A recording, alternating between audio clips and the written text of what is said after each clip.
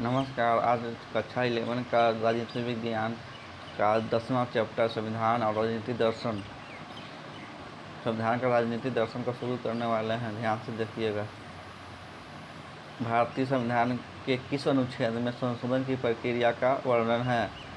अनुच्छेद 368 है। स्वराज मेरा जन्म सिद्ध अधिकार है और इसे मैं लेकर रहूँगा, यह कथन किसका है? लोकमान्य बाल गंगाधर तिलक। करो या मरो का नारा किसने दिया? महात्मा गांधी ने। कब भारत को एक निरपेक्ष राज्य घोषित किया गया? 1976। भारतीय संविधान का आधारभूत दर्शन क्या है? लोकतांत्रिक समाजवाद। संविधान सभा के किस सदस्य ने समाजवाद का समर्थन किया? जवाहरलाल नेहरू। पूर्ण स्वराज का आह्वान किसने किया था? जवाहरलाल नेहरू।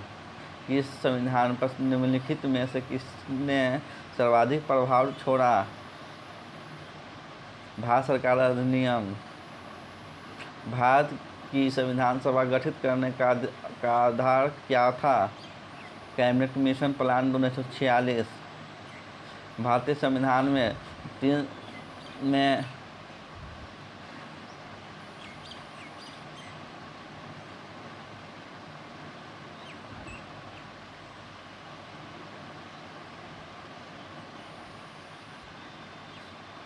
भारतीय संविधान सभा गठित करने का आधार क्या था? Cabinet mission plan 1946। भारतीय संविधान में 350 से अधिक आर्टिकल्स हैं।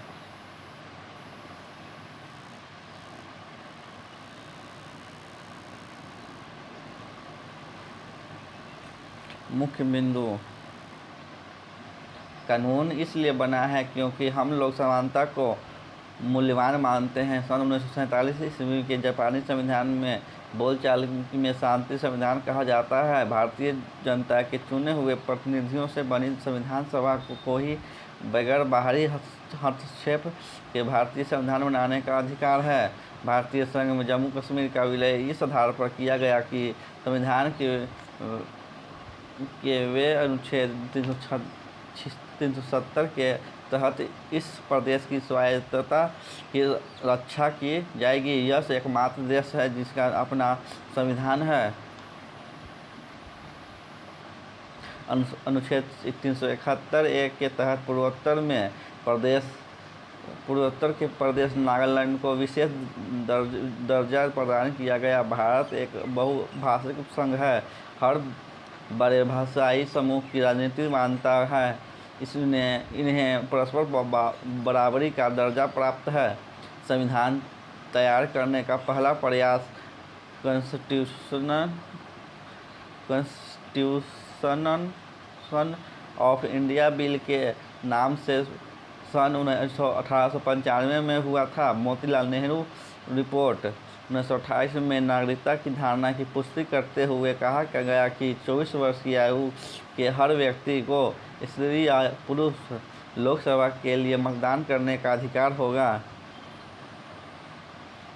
सार्वभौम मताधिकार का विचार भारतीय राष्ट्रवाद के बीज विचारकों में से एक है। संयुक्त राज्य अमेरिका में सकारात्मक कार्य योजना सन 1964 में नागरिक अधिकार आंदोलन के बाद आरंभ हुई, जबकि भारतीय संविधान ने इसे लगभग 2 दशक पहले ही अपना लिया था।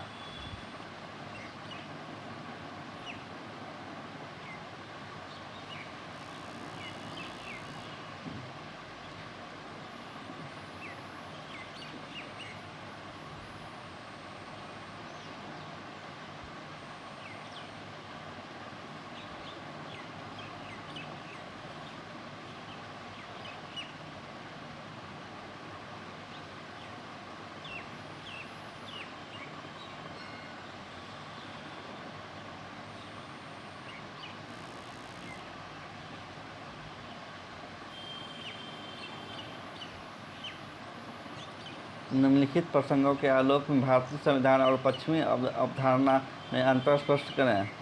धर्मनिरपेक्षता की समझ। भारत के संविधान निर्माता विभिन्न समुदायों के बीच बराबरी के रिश्ते को उतना ही जरूरी मानते थे जितना विभिन्न व्यक्तियों के बीच इस बराबरी को।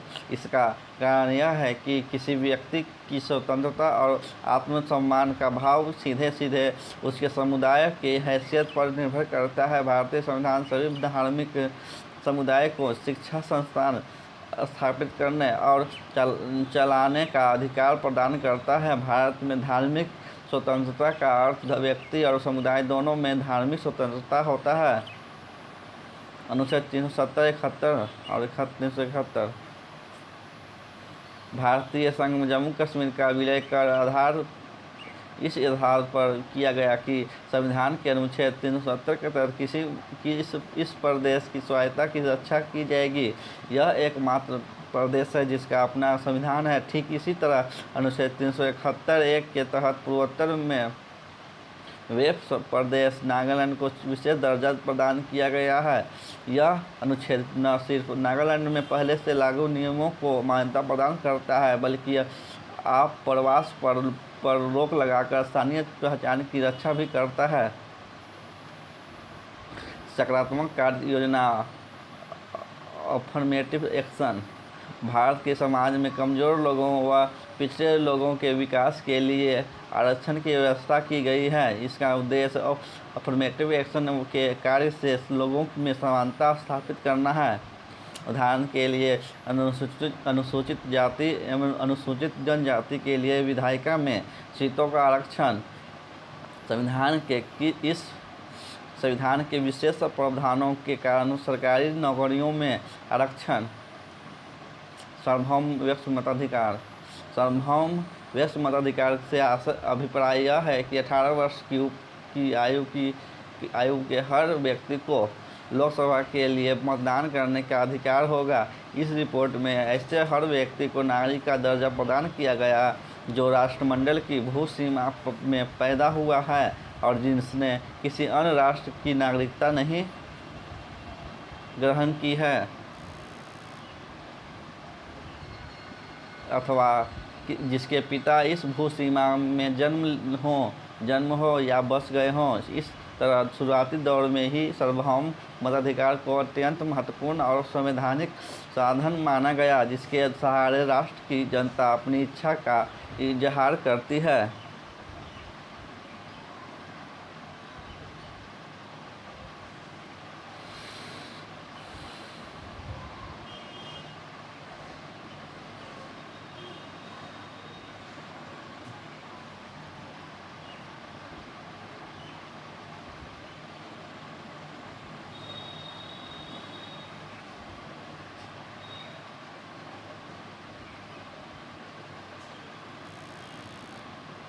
भारतीय संविधान की आलोचना किन रूपों में की जा सकती है? उत्तर: भारतीय संविधान की आलोचना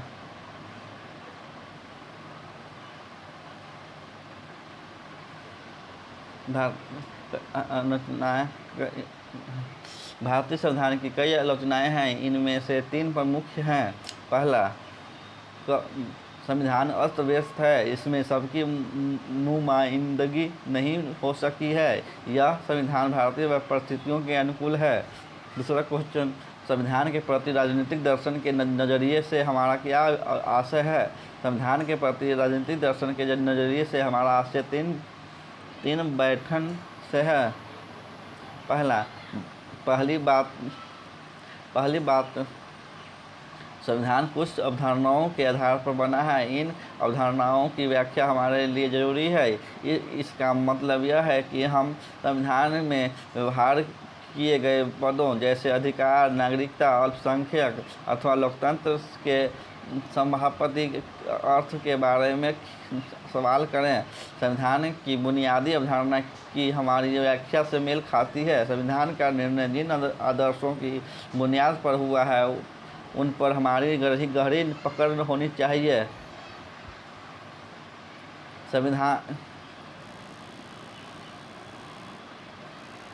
भारतीय संविधान को संविधान सभा की बहसों के साथ जोड़कर पढ़ा जाना चाहिए ताकि सैद्धांतिक रूप से हम बता सकें कि ये आदर्श कहाँ तक और क्यों ठीक है। तथा आगे उनमें कौन से सुधार किए जा सकते हैं। किसी मूल्य को अगर हम संविधान की बुनियाद बनाते हैं तो हमारे लिए यह बताना जरूरी हो जाता है कि यह मूल्य सही और सुसंगत क्यों है। इसके बगैर संविधान के निर्माण में किसी मूल्य को आधार बनाना एकदम अधूरा कहा गया। संविधान के निर्माताओं ने जब भारतीय समाज और राज्य व्यवस्था को अन्य मूल्यों के बदले किसी खास मूल्य समूह से दिशा निर्देश करने का फैसला किया है, यह ऐसा इसलिए हो सका क्योंकि उनके पास इस मूल्य समूह को जायज़ ठहराने के लिए कुछ तर्क मौजूद थे। क्वेश्चन, जापान के संविधान के अनुच्छेद 9 में क्या कहा गया, तो वर्णन कीजिए। जापान के संविधान के अनुच्छेद 9 में कहा गया, न्याय, पहला, न्याय और सुसंगत व्यवस्था पर आधारित अंतर्राष्ट्रीय शांति की ईमानदारी से कामना करते हुए जापान के लोग राष्ट्र के संपूर्ण अधिकार के रूप में प्रतिष्ठित युद्ध और अंतर्राष्ट्रीय विवादों को सुलझाने के लिए धमकी अथवा बल प्रयोग से सदा सर्वदा के लिए दूर रहेंगे। उपयुक्त अनुच्छेद के लक्ष्यों को पूरा करने की बात ध्यान में रखते हुए थल सेना, नौसेना, वायुसेना तथा युद्ध के अन्य साजो सामान कभी भी नहीं रखे जाएंगे।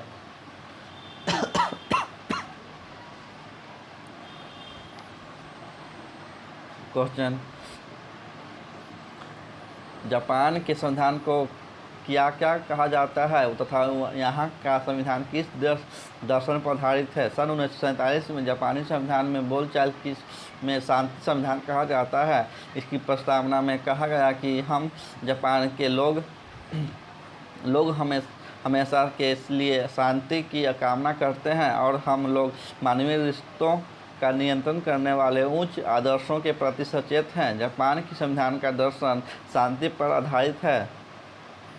अगला क्वेश्चन, संविधान के दर्शन का क्या आशय है। संविधान के दर्शन से आशय है संविधान के प्रति केवल कानूनी नज़रिया अपनाया जा सकता है, न कि नैतिक या राजनीतिक दर्शन का नज़रिया।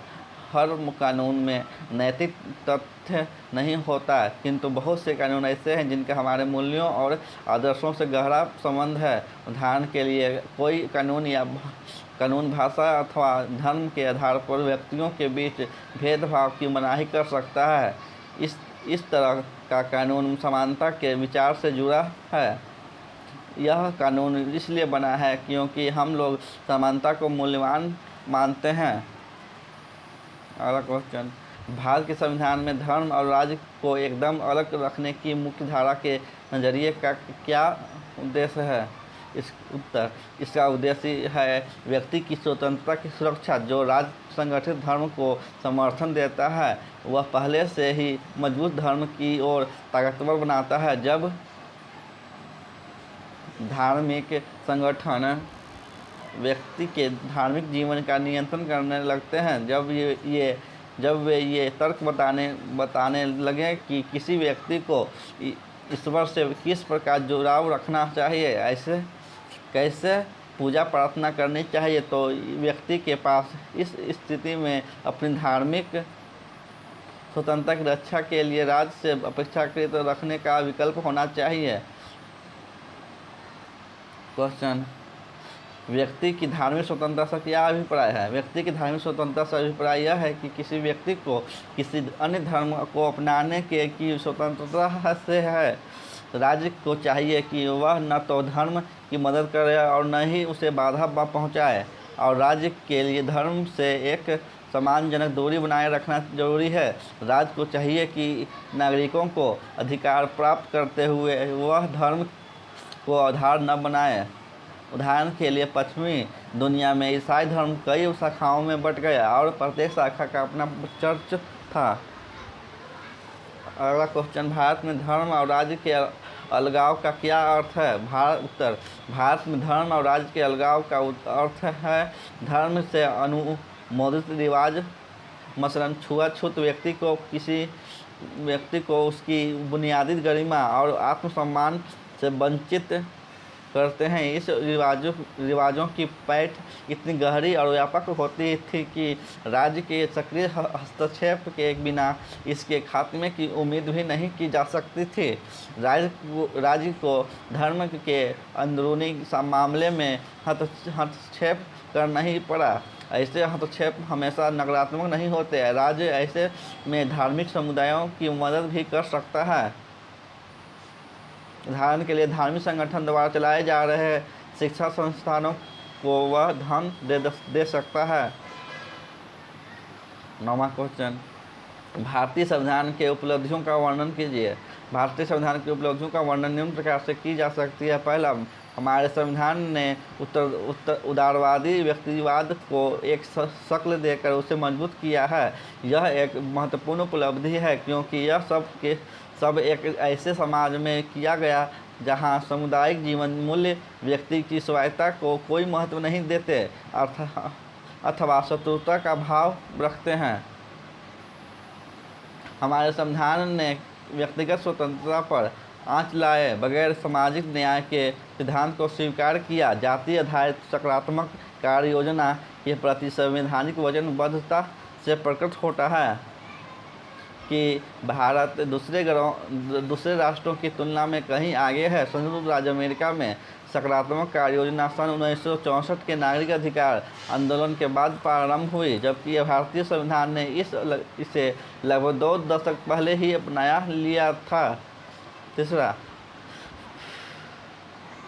विभिन्न समुदायों के आपसी तनाव और झगड़े की पृष्ठभूमि के बावजूद भारतीय संविधान ने समूहगत अधिकार जैसे सांस्कृतिक विशिष्टता की अभिव्यक्ति का अधिकार प्रदान किए हैं। हमारे संविधान निर्माता उस चुनौती से निपटने के लिए बहुत पहले से तैयार थे जो 4 दशक बाद बहुत संस्कृतिवाद के नाम से जानी गई।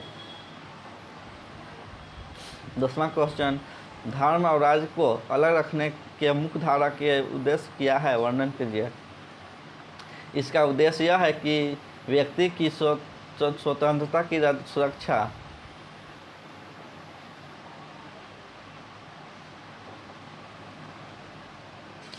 जो राज्य संगठित धर्म को समर्थन देता है वह पहले से ही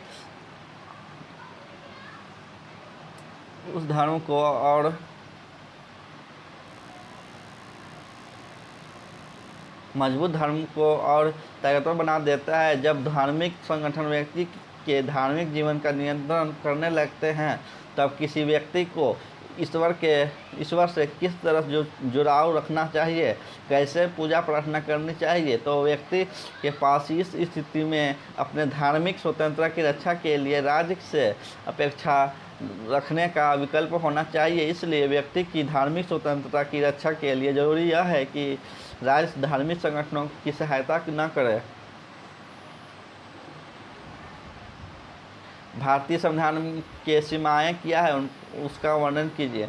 भारतीय संविधान के कुछ सीमाएं निम्नलिखित है। पहली बात यह है कि भारतीय संविधान में राष्ट्रीय एकता की धारणा बहुत केंद्रीकृत है। दूसरे में इसमें लिंगगत न्याय के कुछ महत्वपूर्ण मसलों, खासकर परिवारों से जुड़े मुद्दों पर ठीक से ध्यान नहीं दिया गया। तीसरे यह बात स्पष्ट नहीं है कि एक गरीब और विकासशील देश में कुछ बुनियादी सामाजिक आर्थिक अधिकारों को मौलिक अधिकार का अभिन्न हिस्सा बनाने के बजाय उसे राज्य के नीति निर्देशक तत्व वाले खंड में क्यों डाल दिया गया। 12 क्वेश्चन, भारतीय उदारवाद की 2 धाराएं कौन सी है। भारतीय उदारवाद की 2 धाराएं निम्न हैं। पहली धारा की शुरुआत राम मोहन राय से होती है। उन्होंने व्यक्ति के अधिकार पर जोर दिया, खासकर महिलाओं के अधिकार पर।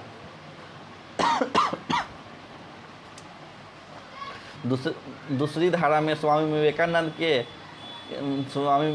केसी सेन और जस्टिस रानाडे जैसे चिंतक शामिल हैं। इन चिंतकों ने पुरातन हिंदू धर्म के दायरे में सामाजिक न्याय का जज्बा जगाया। विवेकानंद के लिए हिंदू समाज की ऐसी पुनर्रचना कर पाना उदारवादी सिद्धांतों के बगैर संभव नहीं होता है। 10वां सत्र समाप्त हुआ। धन्यवाद।